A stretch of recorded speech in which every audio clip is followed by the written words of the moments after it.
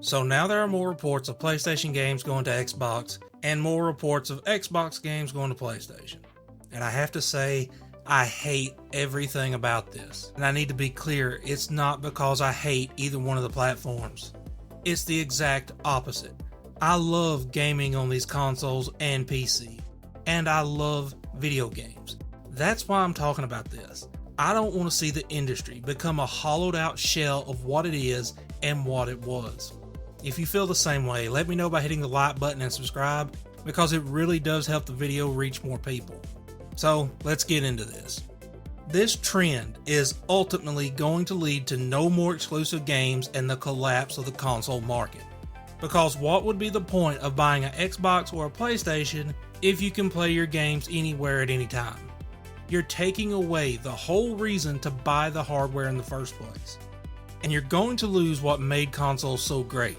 The ability for a developer to truly maximize the potential of that specific hardware will be gone.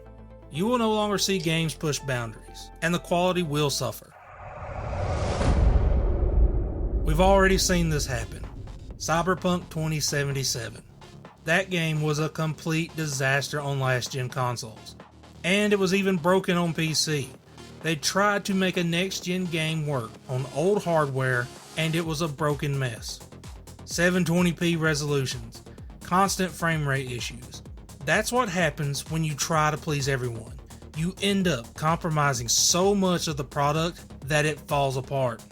An exclusive developer doesn't have to make those compromises. They build for one machine and they push that machine to its absolute limits, which is what has given us some of the greatest games that have ever existed over the years. And now we have a report that Helldivers 2 is going to Xbox. Stupid move. I don't think it should have even been on PC. It dilutes the brand. Meanwhile, Xbox has already gone mostly multi-platform. They have just about every one of their games available now on PlayStation, PC, or they're coming soon. So what's the point of having the hardware? Now, here's another major issue. The cost. Development costs are already going through the roof, which is another developer and publisher-led problem. But when you cannibalize your own platforms, you are going to see that price jump from a $70 game to $100 or possibly $120 all-access editions. You'll buy it once, but you'll get a code and it'll be linked to all your systems. Sounds pretty decent, but it's not. Because that means if you only have one platform, you're being forced to pay more money because they decided to push the game out in more places than they should have. This is a real possibility. We've already seen it with 4K Blu-rays, where you buy the 4K, you get the DVD, the digital code, and the regular Blu-ray edition. It's the same principle. Can you imagine paying $120 for some of the slop that has come out lately? Concord, anyone? What does it mean for the future for consoles? It basically means that there won't be a future for consoles.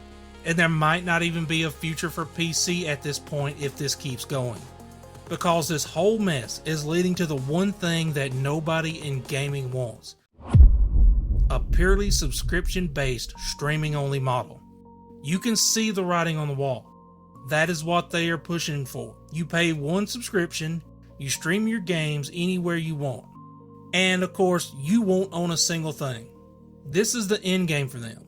And it's the same thing that you already see when it comes to software on PC. Everything is a subscription service now. So PC being an open platform will not save it. It doesn't matter. If all of the big publishers pull their games and lock them into their own streaming services, what choice will Steam have? It'll be forced to become just another cloud streaming service.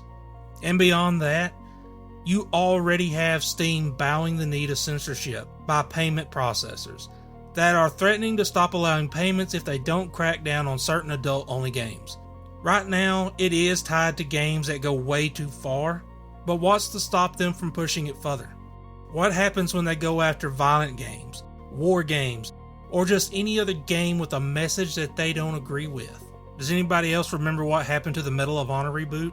It was banned in a lot of places because of its content. In that world, your powerful gaming PC becomes nothing but a dumb terminal. Your $2,000 graphics card is doing the same work as a cheap streaming stick, just decoding a video. The freedom to own your own games, to mod them, to control your experience, the entire point of PC gaming is gone. And they're doing it to themselves, destroying their own businesses and platforms. But it's all about control. It's just like the warning we got from Solid Snake in Metal Gear 4. Information control, emotion control, battlefield control. Everything is monitored and kept under control. These companies are becoming the lolly lulelo. I don't understand this idea that every game needs to be on every platform. It's never been that way. It's not that way with movies and TV shows. Exclusivity is what brings people to your product. Without it, you shouldn't have a product. It's as simple as that. It would be like going to McDonald's and being able to buy a Whopper instead of having to get one at Burger King. So that is the future that I'm worried about. But I want to know what you think. Do you see the same warning signs that I see in the industry? And what's the one exclusive game that made you buy a console? Drop your thoughts in the comments below. I'll be reading and responding to as many as I can because I really enjoy the conversation myself. If you enjoy these kinds of deep dives, make sure you subscribe, have your notifications on, and I will talk to y'all later.